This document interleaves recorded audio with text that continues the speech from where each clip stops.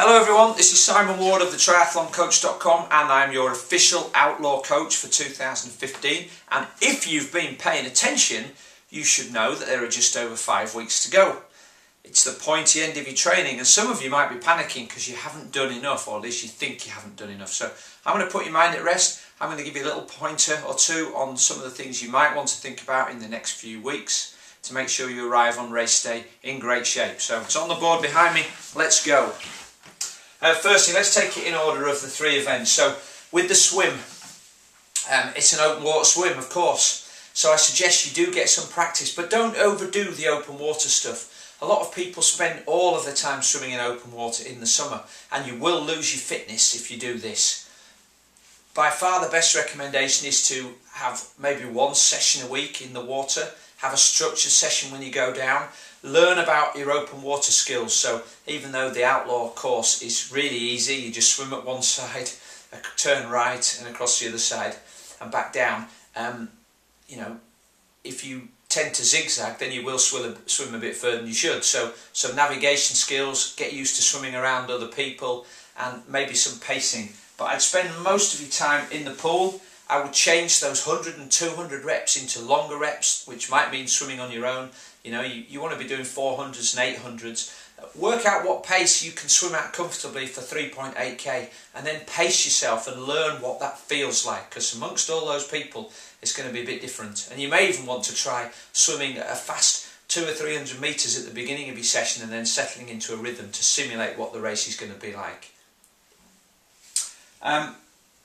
You do your fitness stuff in the pool, not out on the in the open water, okay? But the open water, good opportunity for you to get used to that wetsuit. If you haven't worn it this year, try it on. Sometimes they shrink over the winter, if you know what I mean. Okay, on your bike, onto the bike. Make sure you ride your tri-bike. It's a different feel to riding a road bike. You're sitting a bit further forward, you're using different muscles. It's going to be tighter on your shoulders and your back being in that aero position. So if you've got aero bars, learn to use them. If you've got a tri-bike, be comfortable with it and make any adjustments to positions now. I'd suggest you do 1 long ride each week. You'll see that's different for running, but you'll be able to do, if you're going to do 6 or 7 hours at the Outlaw, then I'd suggest you get used to being on the bike for that time so you know what your body's going to feel like when you get off. Wear your race kit so that you know that it's comfortable, and if it's not, then you can do something about it right now. Learn to use the race nutrition we'll be using High 5. Go to the Outlaw website and find out what we are exactly going to have at the aid stations, and then you can maybe purchase some in advance and start using that. And then for the rest of your fitness, personally I still use the turbo trainer at this time of year. You get far more control, you can do probably the same amount of work, quality work, as you can out on the road in about 2/3 of the time. So if you push for time, the turbo trainer is the way to go. I don't care if it's sunny and you want to go outside. If you want good performance on race day, then the turbo trainer's it. And if you want a compromise, shove your turbo trainer in the back garden or on the patio and do your intervals out there. But you can't get the same quality of work out on the road. And you know, those intervals want to be in that sweet spot, slightly faster and harder than you will be going on race day. Hit somewhere around 80% of functional threshold or maximum heart rate, and then if you want to keep your top end fitness going, then add a couple of minutes of really high intensity stuff at the end of each effort. Okay, right, on to the run. So I suggested that you can do a long bike ride every week. I wouldn't suggest you do the same with running. It takes far more out of you. It's more likely that your body is going to become tired, your legs are going to become tired, and then technique gets altered, you might even trip over something. So there's a greater potential for injury if you run long regularly. You only need to do 1 or 2 runs. It's more about, if you've been training consistently till now, then it's more about confidence and fitness. So, and anywhere up to 2.5 hours. I know you're probably going to be out there for 4 hours or more on race day, but often in training it's impossible to replicate race situations. So trying to run a full marathon now is just going to leave you with tired legs on race day. So my advice is don't do it. Instead, focus on your goal race pace. That's what GRP stands for, and OTB means off the bike. When you've done these 6-hour rides, try running for 30 minutes and getting your goal race pace nailed on straight away. Okay, Most people go out far too fast and then pay the penalty later. Alternatively, do a 90-minute turbo session and then go out for a longer run straight after that, so you get used to running long when you've got tired legs. That will help. Alright, also if you want to really keep your fitness up, don't worry about any intervals, don't worry about going to the track, just run at a tempo pace.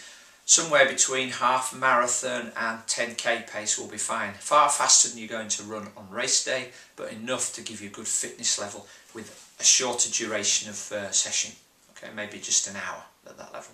Alright, there's a couple more, or 4 more admin points I'd like to make before we go. Firstly, you need to know what your race strategy is. You need to think about what pace you're going to adopt for each of the different disciplines. You need to know about what food you're going to consume, how much and when. Look at the aid stations, look at the pre-race or the race manual and work out where the aid stations are, how much fluid you need to take on at each one.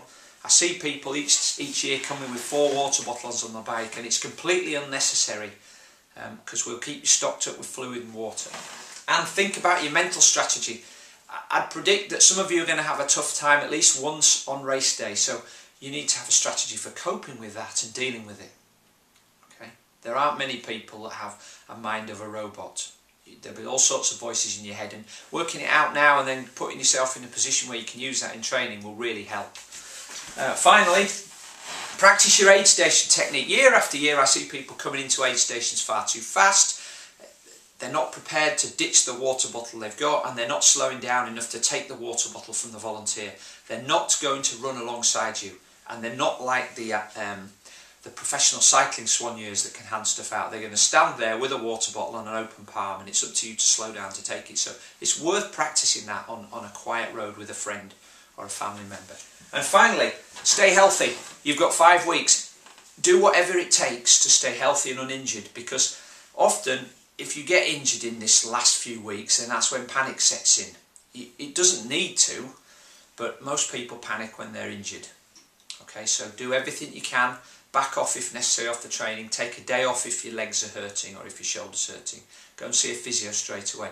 And if you're feeling a little under the weather and you think you've got a cold coming along, then just take a day off, rest and start again tomorrow. It's not going to affect your fitness in a negative way, but it may do if you carry on training and end up having to miss a week later on.